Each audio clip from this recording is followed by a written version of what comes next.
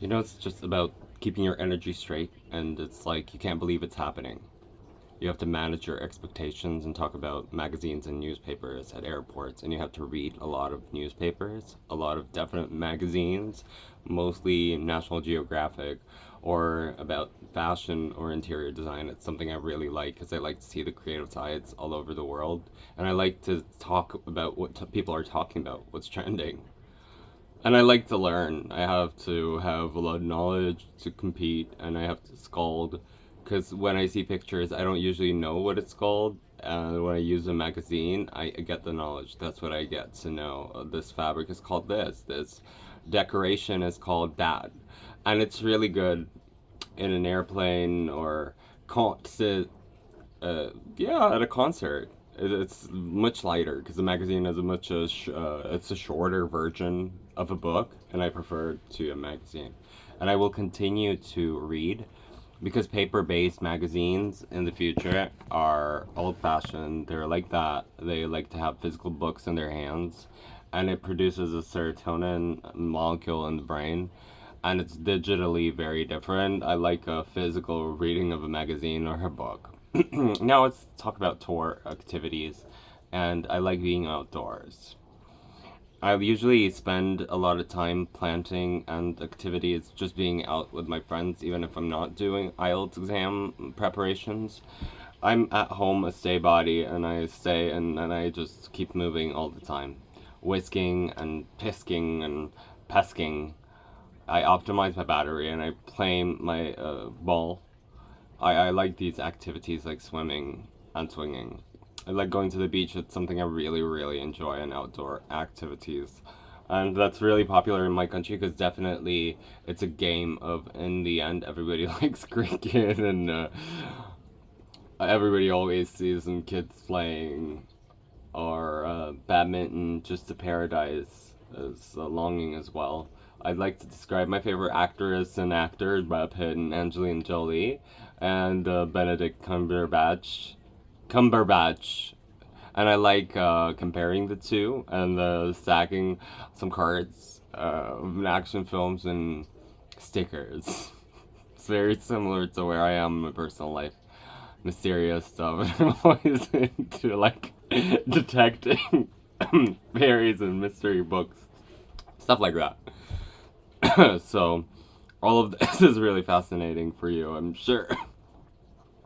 I don't really know, but it seems credible and incredible. Let's talk about emails and what kind of emails do you receive, blackmail or work?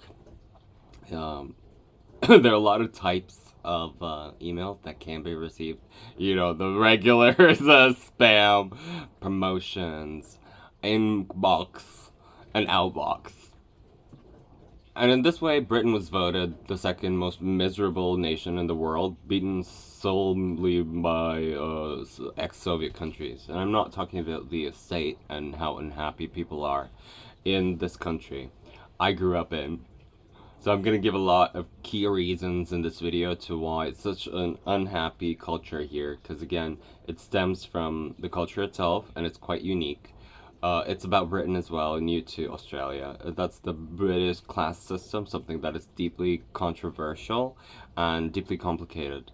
And many people have different interpretations on the third dimension, fourth. So that's the British class system to you in a nutshell. People keep apathetic and keep in Paul, just knowing that those were the first notes made. The British class system and its kind of self-regulation from the ground up, grassroots, keeps people disadvantaged and keeps them on their edge, particularly along the lower echelon of the British class system. In terms of my understanding of how the system works, based on the studies of sociologists and Hadith years ago, on my levels, I did it at university in my order degree and honors.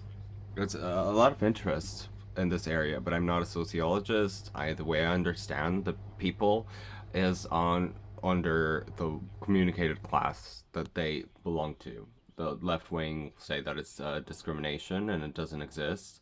Constant Britain would say that abbreviates in class and people, and above that. we have the working class, people who commonly conflate with the underclass. They're not the same thing. And then you have the middle class, of course. You have the upper class after that. And the biggest bulk of people are the working workers, the middle class.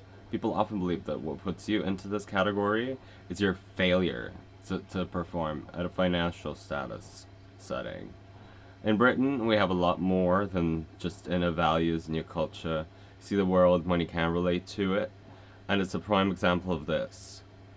You've got people who get rich and they come from the working class, but they're still very much cultured. And they're in this class looking at counties like Essex and a lot of the towns outside of London. Look at the people there. They're extremely wealthy, but they are culturally stuck in the working class ways, preserving self. New money is a thing in itself, and class is a lot more about your values in a way than you see. The world, in a more defining characteristic with the working class culture, that's distinct from knowing your place and spreading across the social class system.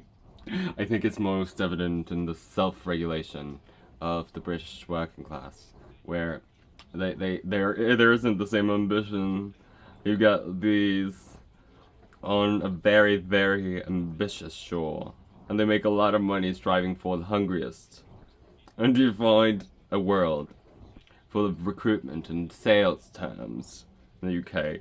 A lot of working class opportunities. They're driven to make a lot of money and better themselves. But what common characteristics you also found in the bridged working class? It's this idea of knowing your place, right?